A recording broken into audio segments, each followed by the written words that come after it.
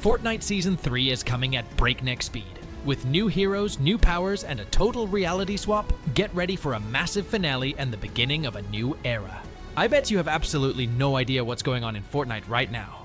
The lore for Chapter 7 turned out to be so massive that it'll redefine everything you thought you knew. We need to take this journey to understand what's going to happen during the final live event, and what kind of loop will kick off with the start of Season 3. Trust me, once we uncover the truth, you're going to lose your mind.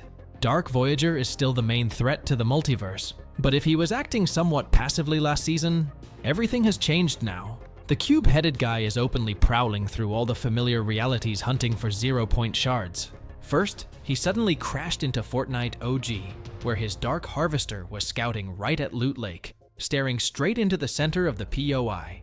Then he left the island, but the devs already dropped a spoiler that Voyager will be back to finish his business.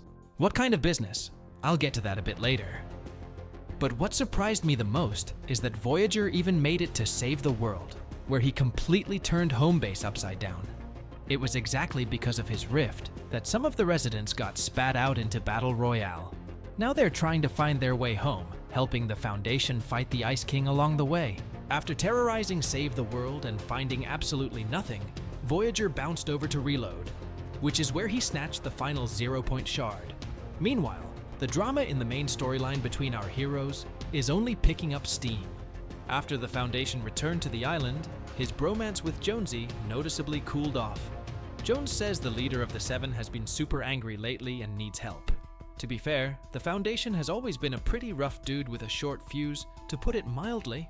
But to distance himself this much from the bro he used to fist bump? It looks like something serious actually went down between these two that we aren't being told about yet. One thing is clear though, our blonde boy is pretty bummed out about it. I mean, not too long ago, he was basically obsessed with the Foundation. By the way, dropping a comment under this video will definitely help cheer him up. But getting back to the main conflict of this season, and why it's happening. Aside from the fish stick and octopus beef, the most mysterious and interesting character arc of Season 2 in my opinion is the story of Dasha and Jules. They used to be friends, and now they're ready to rip each other's throats out. So what happened between them? Many of you probably remember that after Midas was defeated and the device was destroyed, Jules started working for the Imagined Order, becoming one of their engineers. That's most likely where she met Dasha, who was an IO agent at the time. And it seems like they actually had a pretty solid, warm friendship. However, apparently because Jules ended up leaving the Order, Dasha held a major grudge and now really wants to play some games with her old friend. Granted, these games don't seem very safe and are going to cost Jules a pretty penny. After all, you need some high-tier gear to protect yourself from a crazy ex-friend. That's exactly why Jules is crafting such overpowered weapons for us. Jules is working on some tech that might help us turn the tide. Long story short, Jules has everything under control. While we're out here playtesting her new tech, the frost and cold are completely swallowing up the always sunny Golden Coast. Honestly, the appearance of the Ice King took a lot of people by surprise, but the most curious loopers started asking, is this the exact same Ice King from Chapter 1? I hope I don't shatter anyone's reality here, but this Ice Boy is a totally different version of the King. See, in the Zero War comic arc, the Ice King wasn't just some random guy. He was a legitimate protector of the multiverse. Alongside certain knights, he traveled through dimensions, tracking down dangerous creatures and artifacts and sealing them away in his castle so nobody could use them for selfish gains. Obviously, he was working for the greater good.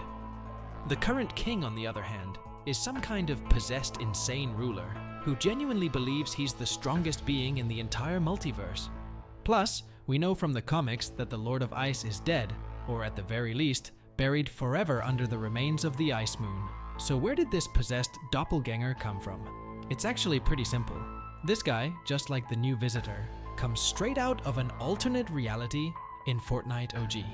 Because one of this king's styles is identical to the one from the OG Season 7 live event. So it turns out that Voyager pulled this Ice Boy from the past into the present, and is now using him for his own agenda.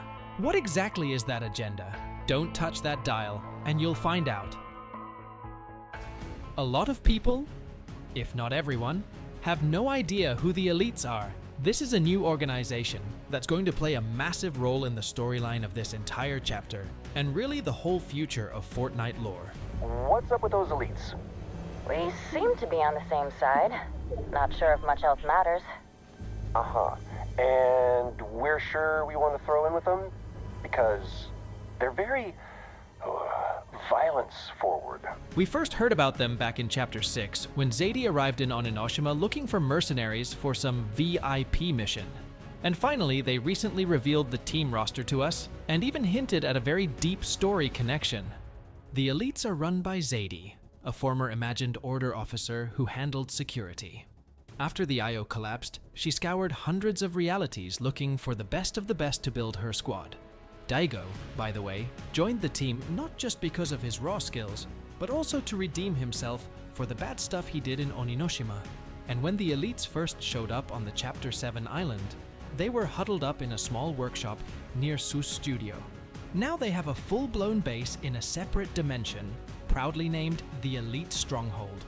And after Voyager stole that last 0-point shard from there, a chunk of their base ended up crashing right onto the main island, onto our map. On top of that, the elites have an arena, a training ground where Zadie turns rookies into absolute warriors. But here's the real kicker.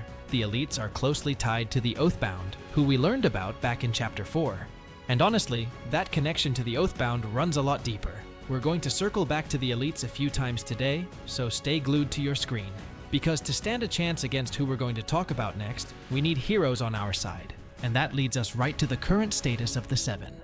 With the launch of Season 2, we got an update on the status of almost all the original members of the Seven. Amy, who was maintaining the databases, managed to find the key to the archives and discovered something incredibly sketchy. The Imagined is dead, and the Origin and the original Visitor were consumed by the Chrome, meaning they are essentially dead too. And that means the scientist's fate is probably the exact same. So out of the original Seven, we're only left with the Order, the Foundation, and the Paradigm, whose status is honestly up in the air too. All of this heavily hints that throughout Chapter 7, we'll be assembling a brand new squad of the Seven to take the fight to the last reality.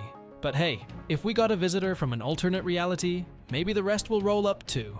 Besides that, per usual, we can spot the most juicy intel on the loading screens. Just like always, we're pulling story secrets and teasers for the next season straight from them. It's the exact same situation right now. On one of the Battle Pass screens, you can catch Jules sneaking onto Dark Voyager's ship.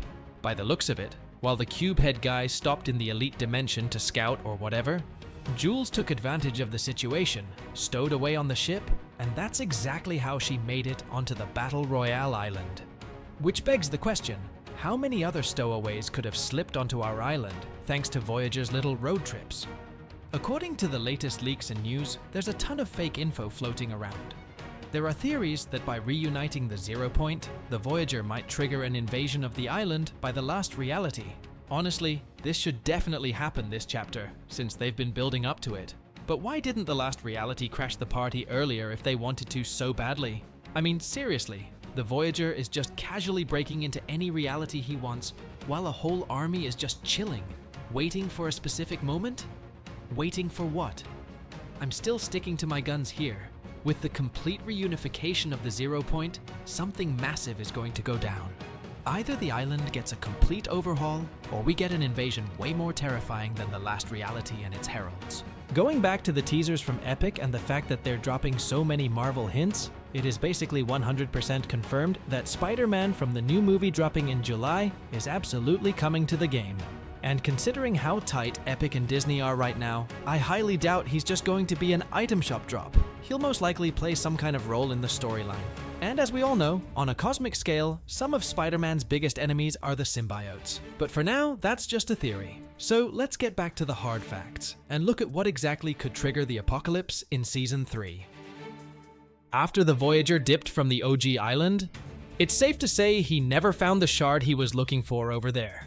But we already know that OG has its own 0 point dimension, which we got teleported to during the Season 5 mini-event. If my theory holds up, there could literally be 2 0 points existing in Fortnite right now. One in the present day, on the Golden Coast, which the Dark Voyager is trying to patch up using the shards.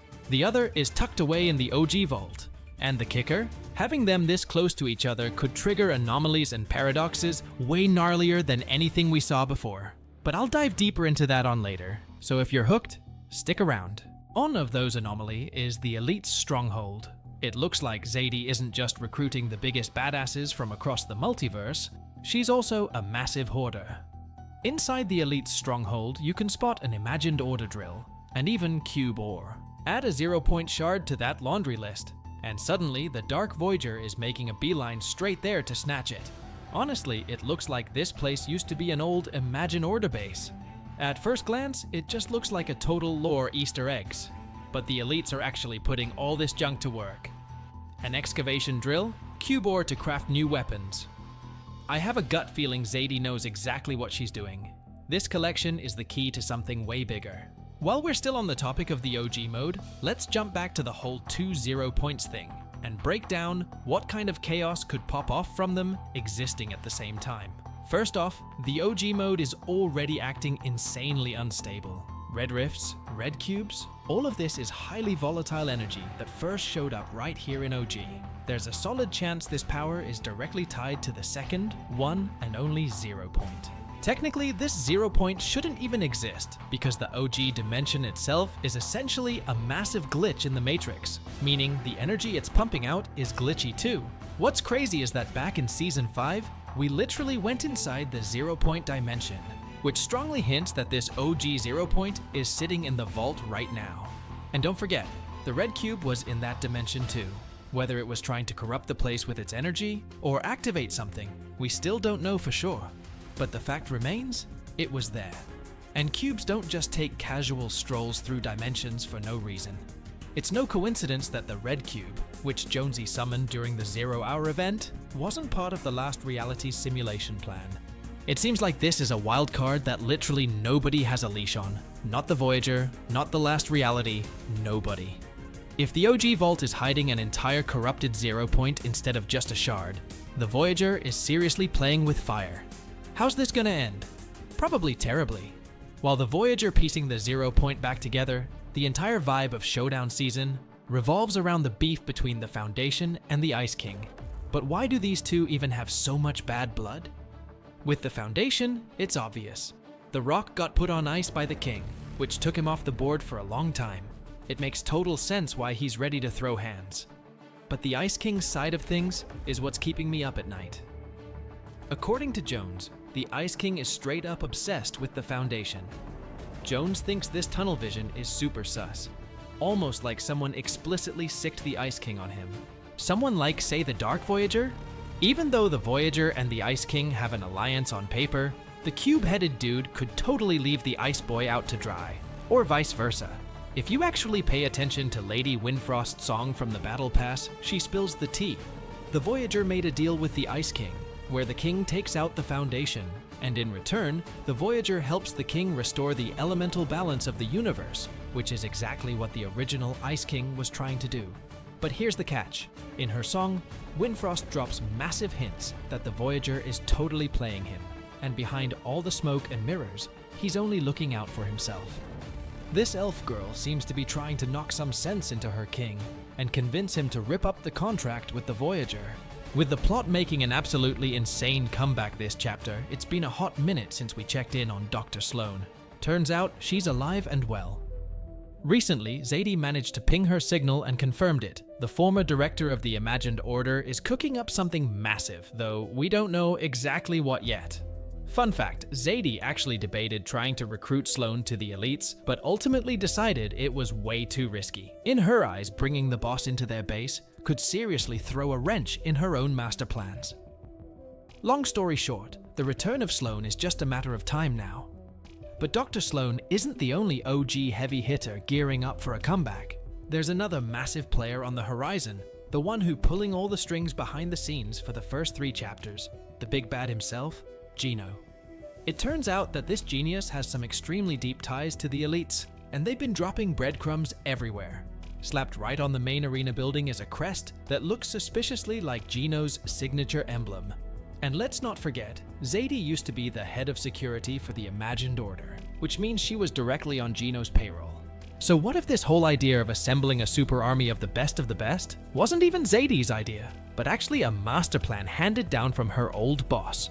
We all know Gino is a total control freak who is obsessed with absolute perfection. If that's the case, the particles accelerator than was under the LABDs this whole time isn't just there to look cool, it's a direct hotline, or maybe even a summoning portal, to bring Gino back into our reality. Its true purpose is still a massive question mark, but the fact that Gino is already breathing down our necks is undeniable. So before the epilogue of this season, and I guess the climax of the Wool story begins, almost every single day, something crazy happens in Fortnite. No matter which mode you play, events that tie all the story to one same direction is happening. One minute the Voyager randomly crashes the OG mode, then he in reload. The next minute, Save the World characters are randomly popping up on our island. Or a brand new map drops packed with a million lore secrets, from Cube Ore all the way to Imagined Order gear. So yeah, the storyline is officially back and feels better than ever. I wonder what you guys think about all of this, and if you are hyped for this event finale. Cause it feels like once the Voyager assembles the 0 point, it leads us straight to Season 3, and some dimension or world that we can't even imagine. What's it going to be? Rumors and leaks are pointing at a symbiote season, but reality itself can change way more than that. Maybe not all the characters will survive, or maybe this season will conclude the 7 arc, or the 0 point arc itself.